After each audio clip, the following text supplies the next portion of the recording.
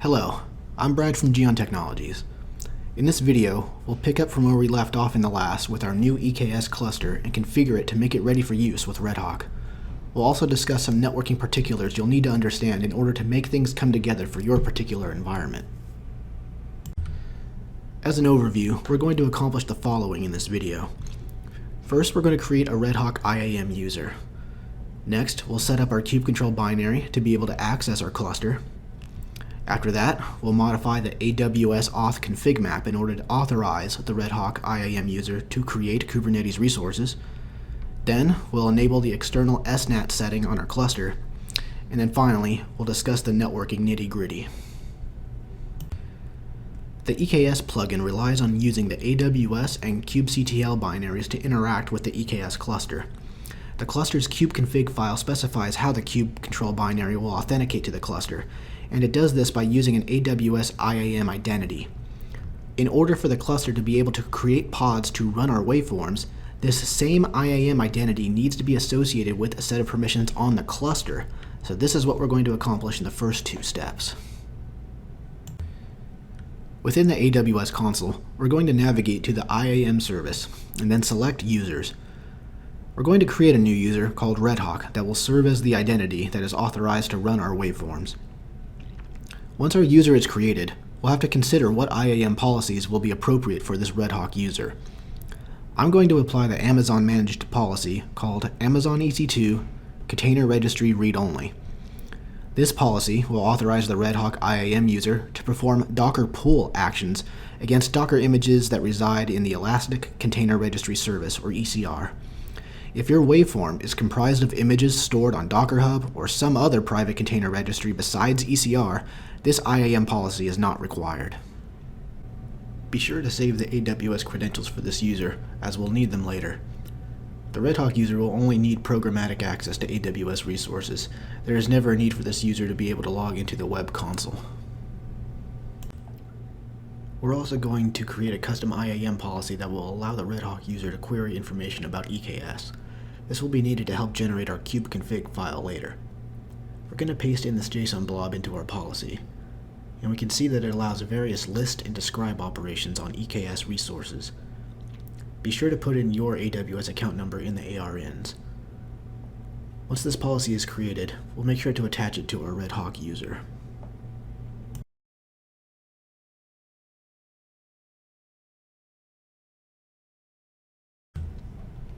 Now that we have our REDHAWK IAM user created, we need to configure initial kubecontrol access to our EKS cluster's control plane so that we can interact with our cluster for steps 3 and 4. Using the kubectl binary requires a kubeconfig file that controls how kubectl talks to the cluster. Let's generate that initial kubeconfig file by using the AWS CLI tool. We'll say AWS EKS for the service that we're targeting. We'll specify the region, and we'll give it the subcommand update kubeconfig to generate our file, and we'll specify we're updating this kubeconfig file for the REDHAWK cluster. This has created a kubeconfig file in our home directory. Now that that file exists, kubecontrol will use the settings in this file to communicate to the cluster's control plane. It should be noted that the system running kubecontrol needs to be able to DNS resolve the host name of the control plane. This can be accomplished by directing your DNS queries to use the Route 53 endpoint resolvers that we created in the first video. If we check our endpoint resolvers, we'll find their IP addresses. They each have a security group that allows UDP port 53 traffic from anywhere to resolve the DNS records of resources within our VPC, namely our EKS cluster's control plane. You could set up your REDHAWK system's DNS settings to throw DNS queries at these IP addresses, but I've taken the step of configuring our site's DNS to conditionally forward traffic querying the control plane's domain name to these endpoint resolvers. This is a step that your site's IT administrator would be best suited to help you with. Because we're at a point where traffic originating from our REDHAWK system needs to be able to reach our VPC, we need network connectivity between VPCs set up at this point. We'll talk about this setup more at the end of the video, but for now, know that I'm using a transit gateway to route traffic between each VPC, and that I've added routes to each VPC's private routing table, instructing traffic destined to the other VPC to use the transit gateway to find a way there. And if I test this out, we can see that our DNS queries are successfully resolving the EKS control plane's hostname. However, we're not quite done. Just because we can resolve the control plane's domain name doesn't actually mean we're able to communicate with it. If we try to run a kubecontrol command, it'll hang and eventually time out. To fix this, we need to modify the security group, or firewall rules, that control the traffic allowed to and from the control plane. When we ran EKSCTL to create our cluster, it created several different security groups for us. We're looking for the one with EKS created security group applied to ENI that is attached to EKS control plane master nodes in its description. This security group allows all outbound or return traffic, so that's fine. What we need is to add a rule that allows kubecontrol on our REDHAWK system to reach the control plane. Our cubeconfig file informs us that kubecontrol traffic is attempting to reach the control plane via the default HTTPS port of 443. So let's allow traffic to that port from the network where our REDHAWK system resides. Now if we try to run a kubecontrol command, we get a response back. Now we can finally move on to step 3. We're going to edit the AWS auth config map to allow our REDHAWK IAM user to create pods and other resources on the cluster. We can do this interactively by using kubecontrol, which we can use now that we know that our system can resolve the DNS name of our EKS control plane, and our kubeconfig file has already been set up to communicate with the cluster. Let's edit the AWS auth config map.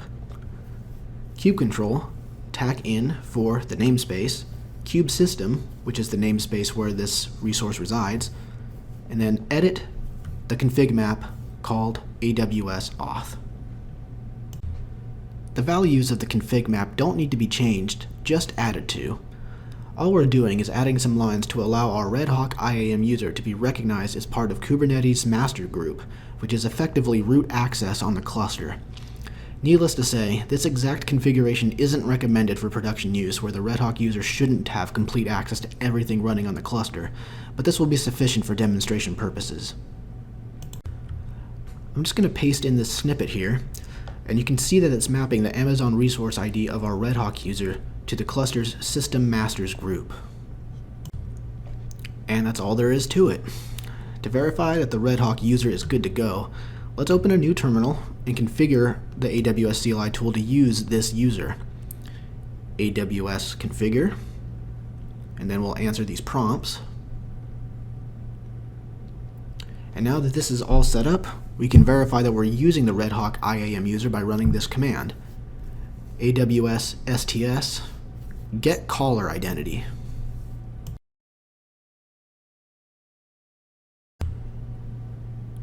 Great, so our AWS CLI tool is running as the REDHAWK user.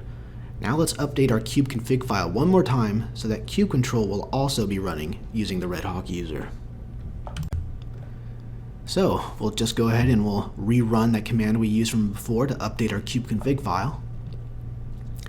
Now if we run kubecontrol config current context, we'll see that the context has changed. And if we look at the updated kubeconfig file, we'll see that the context is using the REDHAWK IAM user. Finally, to verify that our config map update did its job, we can run some commands to check that the REDHAWK user can actually create resources on the Kubernetes cluster. These kubectl auth-cani commands are testing if the user that we're interacting with the cluster as has the capability, the authorization, to create pods, namespaces, and secrets, all of which are needed to run waveforms on the cluster. It looks like we're all good to go. The REDHAWK IAM user is now able to create all the resources that we need on our cluster. We can now move on to step 4, enabling the external SNAT. Because we mapped our REDHAWK user to the system masters group, our REDHAWK user has the permissions necessary to run the following command. But if you've taken a more security conscious and restrictive permission set for your REDHAWK IAM user, you may need to run the following command as a different user that has the necessary permissions. This command will tell the Kubernetes cluster to not source NAT pods IP communications that leave the cluster. Recall that our REDHAWK system where we have our OmniOrb running is in another VPC. It's external to the cluster, In order for Corba communications to work correctly, we don't want the pod IP addresses to change because we already know that thanks to the EKS CNI network plugin, our REDHAWK system can directly communicate to those IP addresses within our VPC, and vice versa. Which brings us to the final objective of this video, discussing networking. Recall from the first video that our ultimate objective is to run REDHAWK services on our REDHAWK system and the waveforms on the cluster. Those REDHAWK services are OmniOrb, aka Omni Names and Omni Events, and the Domain Manager. Normally, a GPP would also be required, but it is not required for waveforms where all components are configured to run on a cluster. When the Domain Manager creates a waveform, it creates each component, and each component must be able to call back to OmniOrb. This means that from each component pod, there must be a routable network path to carry the Corba registration message to OmniOrb. Because of EKS's network plugin, pods share the same IP address space as the VPC. So, if your REDHAWK system can route traffic to the VPC and vice versa, you're just about good to go. The only final gotcha is ensuring that the firewall rules on the EKS nodes allow that Corba traffic to and from the REDHAWK system. We can do that easily enough in the AWS console. We'll find the correct security group for our cluster that was created for us by the EKSCTL command. We're looking for a security group that is applied to the cluster nodes, as opposed to the control plane like last time. We can use the security group used for SSH access. We'll allow all traffic to and from our REDHAWK system's IP address. Now, our Corba comms should flow freely to and from OmniOrb. Now let's switch gears really quick to circle back to inter-VPC connectivity. We needed inter-VPC connectivity in our scenario in order for DNS and kubectl traffic to flow, as we found out back in step 2. The fact that we were able to get DNS and kubectl traffic to flow is evidence that IP connectivity was set up correctly. And that will likely be the most complicated aspect of this setup for you because it depends on your particular environment and where the REDHAWK system is running in relation to your cluster. I just want to show that my REDHAWK system has network connectivity to the cluster VPC via a transit gateway. The reason I'm not showing how to set that up in this video is because it might not be applicable to your particular environment, and you may use a different configuration to accomplish this requirement. My VPC's route table instructs traffic to the VPC where my REDHAWK system resides to use the transit gateway. Inversely, the route table of the VPC with my REDHAWK system routes traffic destined to the cluster VPC to the transit gateway. And finally, the route table of the transit gateway itself knows about each VPC's network because each VPC has been configured as an attachment to the transit gateway. I know the networking particulars may have been a bit complex, so in an effort to summarize, 1. Configure your network connectivity between your cluster's VPC and wherever your REDHAWK system resides. 2. Enable DNS resolution for your Kubernetes control plane. 3. Adjust the firewall rules to allow kube control traffic to the control plane. And 4. Adjust the firewall rules to allow Corba traffic to and from the REDHAWK system. Thank you for tuning in once again to learn how to configure your EKS cluster and environment to work with REDHAWK. In the next video, we'll finally explore configuring REDHAWK to launch waveforms on our cluster. See you next time.